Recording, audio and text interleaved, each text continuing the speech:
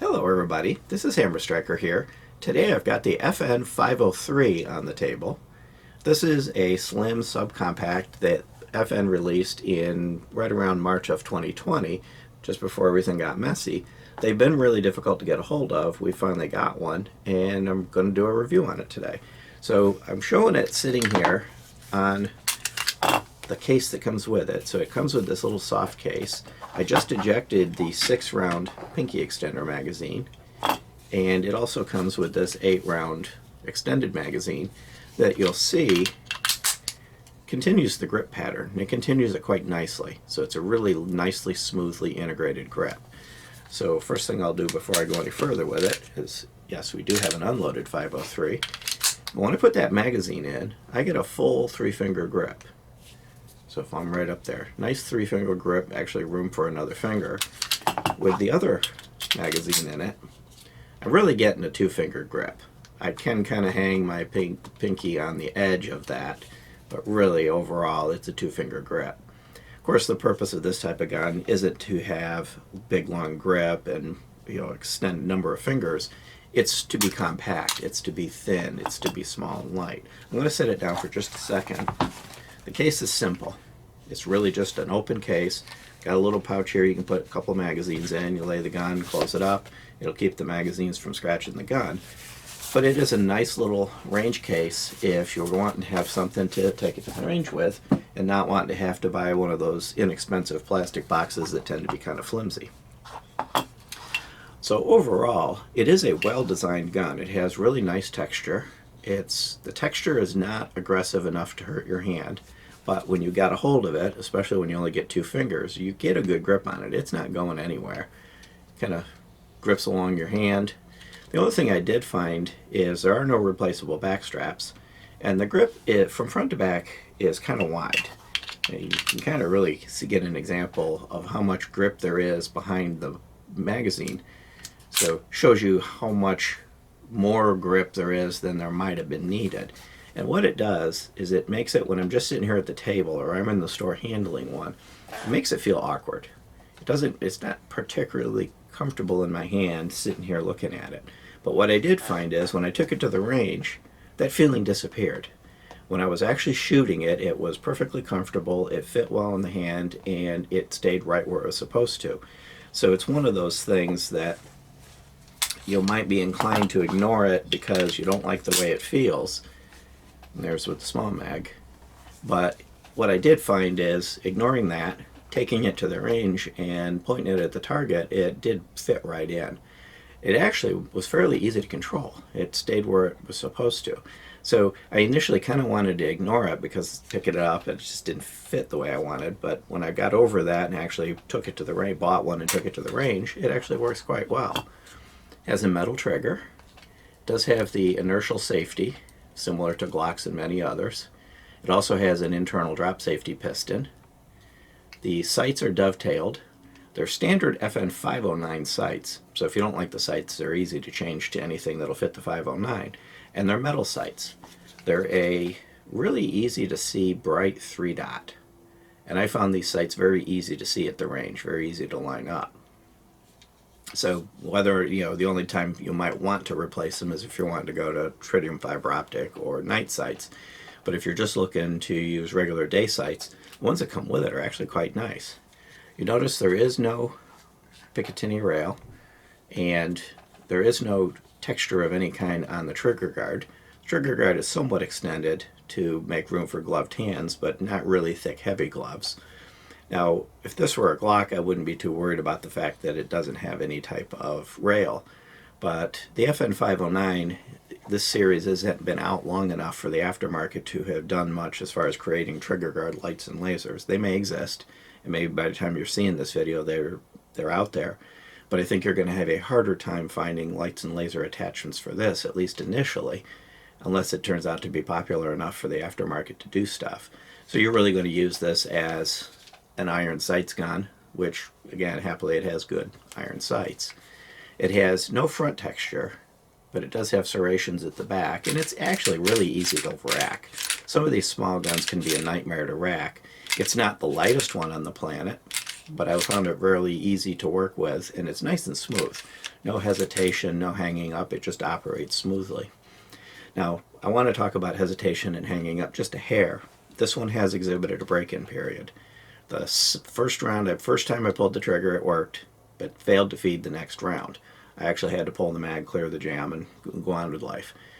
Then it never did that again, but for the rest of the session, at least the beginning part of the session, it would only go partially into battery. So it'd be back about like this, and you had to kind of give it a swat on the end, and it would go into battery. But by the time we got to the end of shooting it, it had stopped doing that. So it does. This one at least did exhibit a bit of a break-in period. I'm not going to count that against it. I give a lot of these little guns a 50 to 100 round break-in period, so I would extend the same thing to this one. So as long as it cleans up its act, and once it's been through a few range cleaning cycles, it starts to work smoothly, I would expect it to. The FNs are really good, quality, reliable guns. I don't expect it to continue that, but I'll give it that initial break-in. Let's talk about the dimensions of it. It's 5.9 inches long. It's 1.1 inches thick, so it's a relatively thin gun.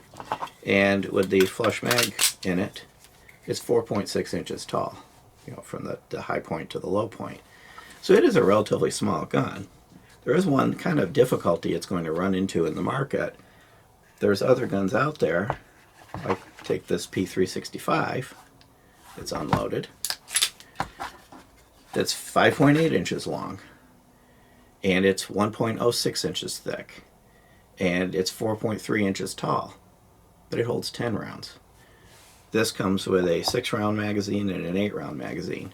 So one of the things that may have happened with this is it's a good little gun, but by the time FN had released this, there were these little super stack and a half kind of things that were out, the P365, and there's quite a few others on the market now that in the same physical footprint surpass the capacity, in some cases significantly.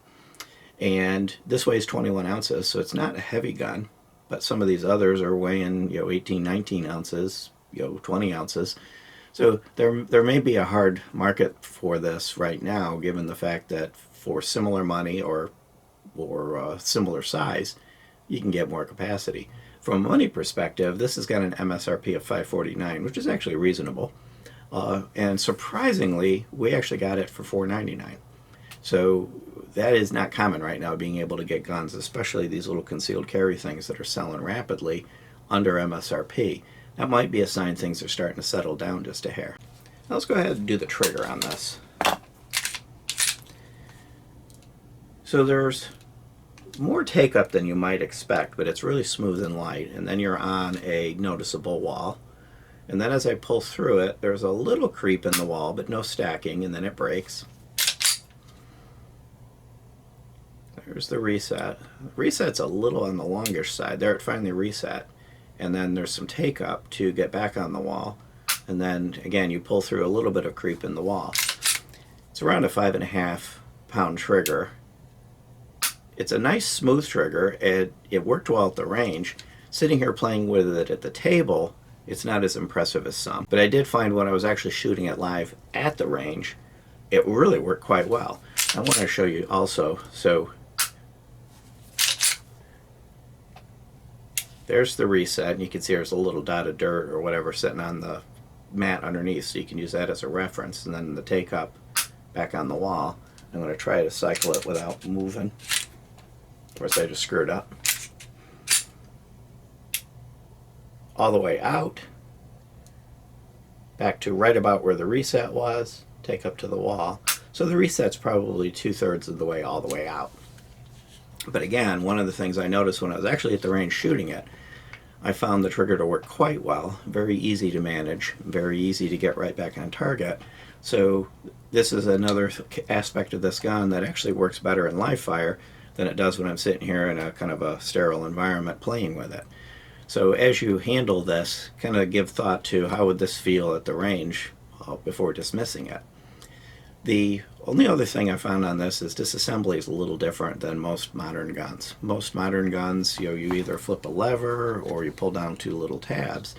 This one actually comes down similar to some of the older designs, where I'm going to take that half moon notch and I'm going to line it up with a little hook and then pull this piece out, and then it slides apart.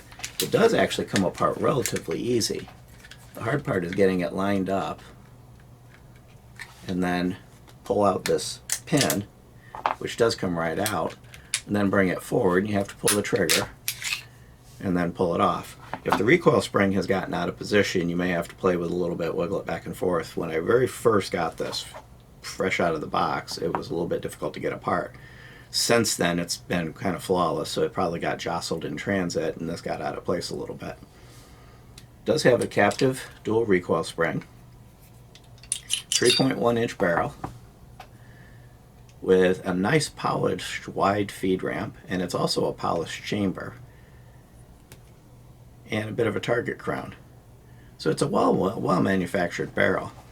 And one of the things you find with FN is their machining is usually high quality. So you see it's conventional rifling, but it's well machined, nice and crisp and smooth. When you move to the slide, you're going to see the same well machined slide. You see a little bit of wear here where the barrel hood hits, but most of them will do that over time. You have the drop safety piston and the sear hook. Everything is well machined and clean in here. If I move to the frame is actually quite simple. Fairly large, wide front and rear guides. So there's the front guides and there's the rear guides. And a very, very simple fire control group. Basically, it's just a pivot.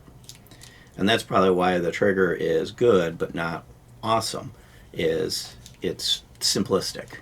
One thing I do note that isn't exactly as I might like it, that little arm as I pull the trigger is the arm that operates the drop safety piston right there. And it works, but it uses the spring pressure of the drop safety to push it back down out of the way. So it is possible, if this were to get dirty and start to hang up, it could interfere with the drop safety piston resetting. So when you clean it, just make sure this is toggling free, as long as it's toggling free. Most other guns in this category use something on the trigger bar that is actually physically moved out of the way as the trigger bar goes forward.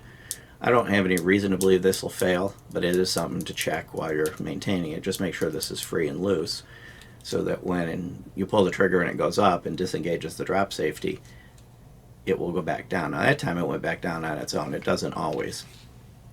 And there's nothing forcing it back down because you see it's loose. But overall, just a simple, clean, well-manufactured frame. To put the gun back together is a little more fun. So you put the barrel in, put the guide rod in, make sure the guide rod's centered.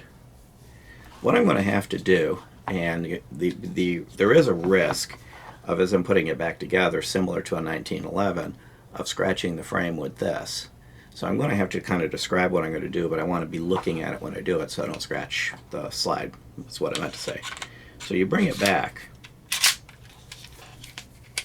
Of course, I didn't get the recoil spring perfectly centered because it hung up. Now, there it goes.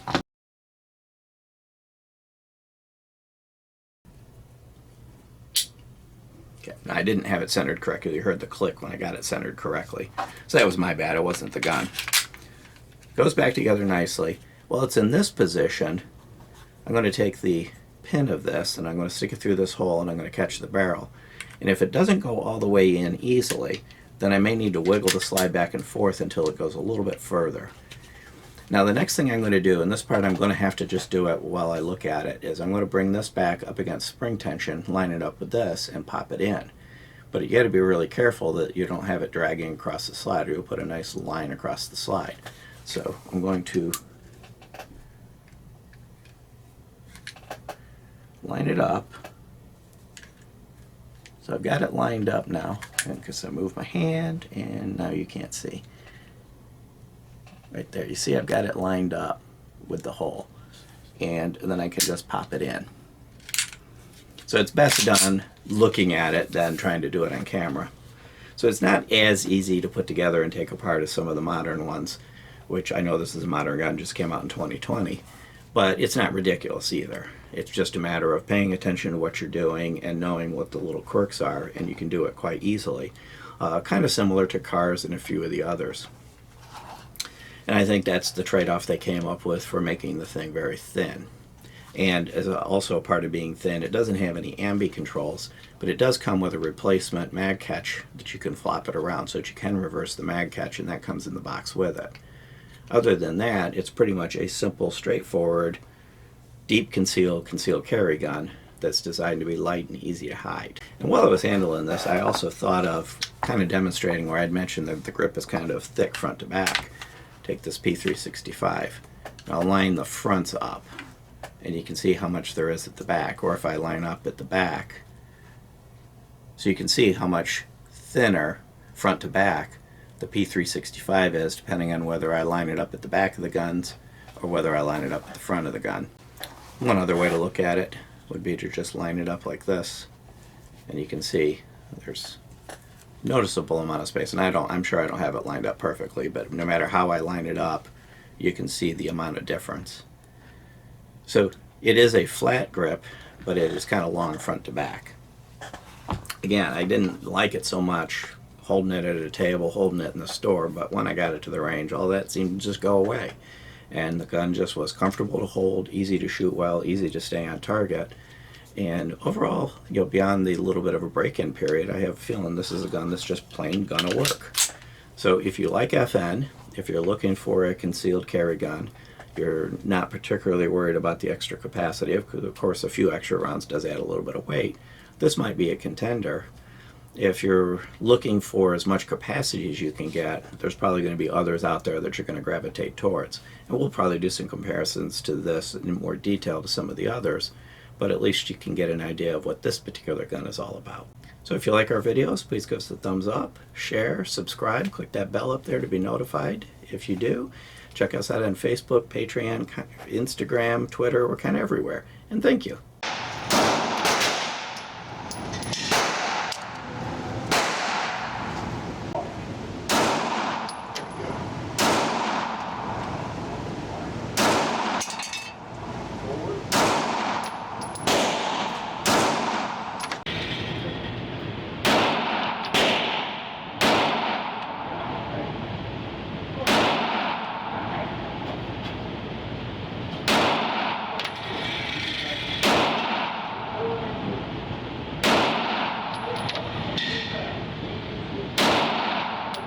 Cool.